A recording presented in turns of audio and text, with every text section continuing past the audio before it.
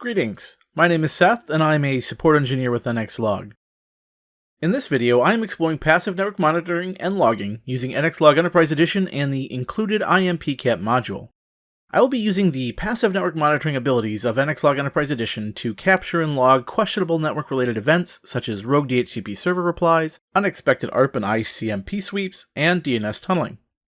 With passive network monitoring, administrators have the opportunity to capture network traffic from devices that are not configured or cannot be configured to forward network activity logs, as well as devices on the network they may not be aware of. In this tutorial, I touch briefly on the very complex topic of DNS tunneling and showcase how NXLog Enterprise Edition could be used to notify administrators of questionable DNS activity occurring on their network. DNS tunneling is a cyber attack method that exploits how DNS operates by encoding data of other programs or protocols in DNS queries and responses. This means that there is already compromised software on the internal network attempting to use DNS tunneling to circumvent common network security appliances and allow information to be moved off or on the internal network. This example will show a simplistic instance of DNS tunneling and the use of NXLog Enterprise Edition and the IMPCAP module to detect and log possible DNS tunneling activities. Using Wireshark, I will now start monitoring DNS traffic and make a few DNS queries using NSLookup. I will set my DNS server to a common DNS provider and make a query for nxlog.org. In Wireshark, I can see the standard DNS query and response exchanges for my query. DNS queries have several label groups separated by a period.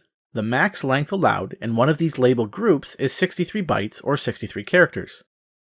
DNS tunneling works by modifying the DNS request and then targeting compromised or attacker-controlled DNS servers with the modified queries. Most DNS requests with multiple labels don't exceed 50 bytes or 50 characters.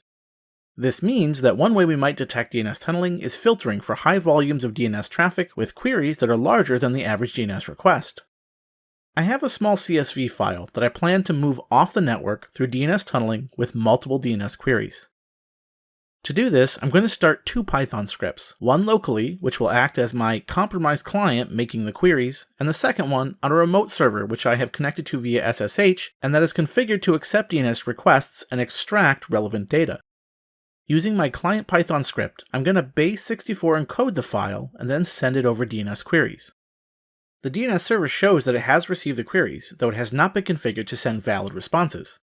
Still, if we take the data received and decode it, we can indeed see the CSV data. For this example, I will be using the query's length to determine when to log events for DNS queries that are unusually large.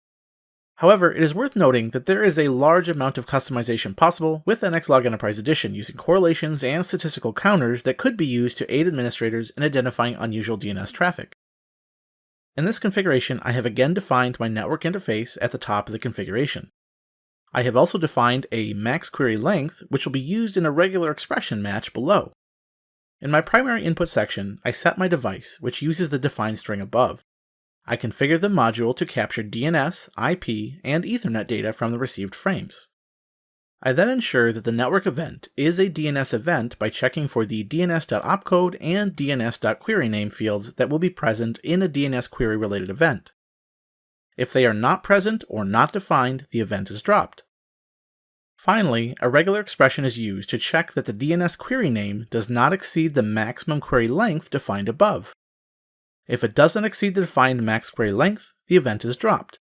If it does exceed the defined max query length, the event message is modified with the warning string seen here, and the event is sent to the mock sim. Running a few different DNS queries like nxlog.org, we can see that these queries do not trigger an event to be sent to our mock sim. However, when I attempt to send the same CSV file from before via DNS tunneling, I now see multiple events have been sent to the mock sim for further investigation. I hope these examples have shown some of the features available in NXLog Enterprise Edition when using the IMPCAP module. Remember that these examples explore different ways administrators might use NXLog Enterprise Edition and the IMPCAP module in an overall strategy of an organization's network defenses. These examples showcase a small number of uses for the IMPCAP module in passively monitoring network traffic. For more information and configuration details for the IMPCAP module, I encourage you to review the IMPCAP module section in the NXLog Enterprise Edition user guide. This concludes the third tutorial in the Passive Network Monitoring and Logging with NXLog Enterprise Edition series. If you have any questions or would like to request a trial of NXLog Enterprise Edition, you can do so online by visiting nxlog.co/request-trial or by contacting our pre-sales team at presales@nxlog.org. Thank you so much for joining me for this tutorial. I hope it was informational and enlightening, and I hope you have a great day.